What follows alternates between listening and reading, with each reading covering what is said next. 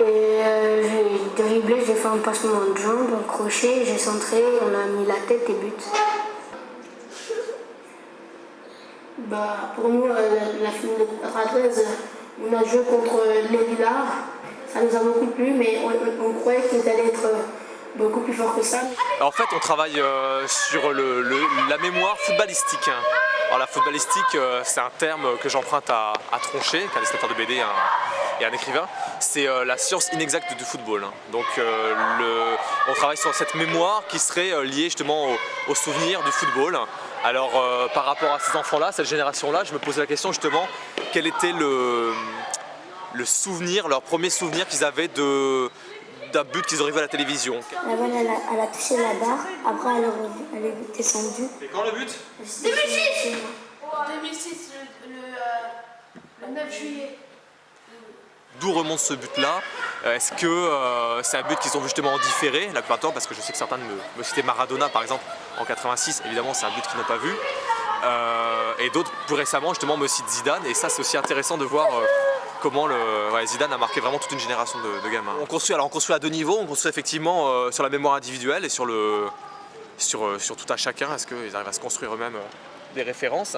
Et je suis aussi intéressé justement de voir comment certains vont rebondir l'un sur l'autre, certains vont dire ah bah non ce souvenir là t'as inventé, attends t'oublies des trucs, et justement ils vont se compléter comme ça les uns avec les autres et vont pouvoir se construire une mémoire collective. Et c'est vrai qu'il y a des buts qui finalement passent à travers les générations, il y a des buts qui finalement passent de gamin en gamin parce que voilà, c'est des trucs qui sont fondateurs.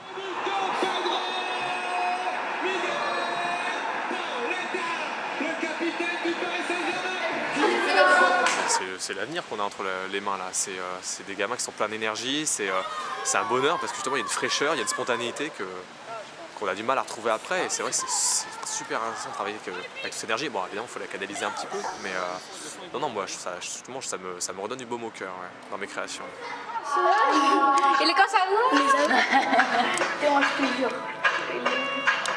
Ils ont chacun joué 12 actions et chacun fait une photo de chaque action. Et hier soir, on a fait un montage de toutes ces images sous forme de fresque. Cette fresque, elle va faire 18 mètres de long. Et là, on va aller l'accrocher. Maintenant, on va coller les photos. On les a regroupées en une photo qui fait 18 mètres.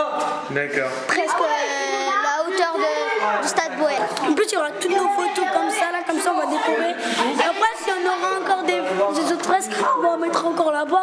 Comme ça, ils vont nous voir qu'est-ce qu'on a fait. Tu vas voir, ça va se construire au fur et à mesure devant tes yeux, ça va se construire. Il va falloir être très organisé.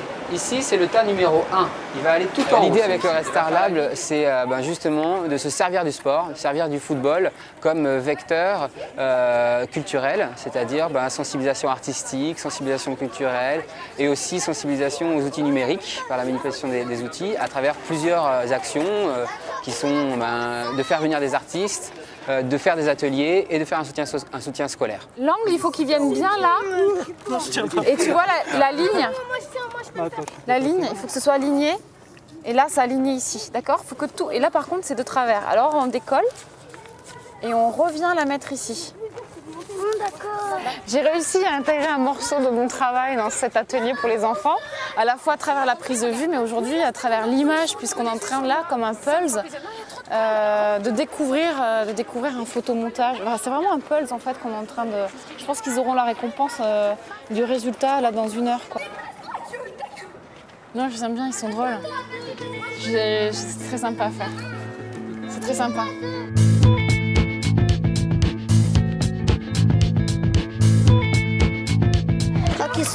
Qui s'entraînent au Red Star, qui vont grandir et ils vont devenir des vrais joueurs. C'est la vie.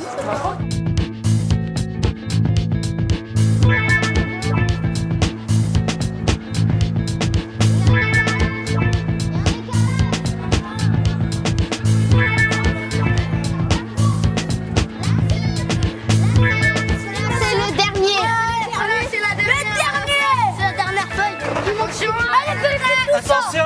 Attention! 5, 4, 3, 2, 1, pousse!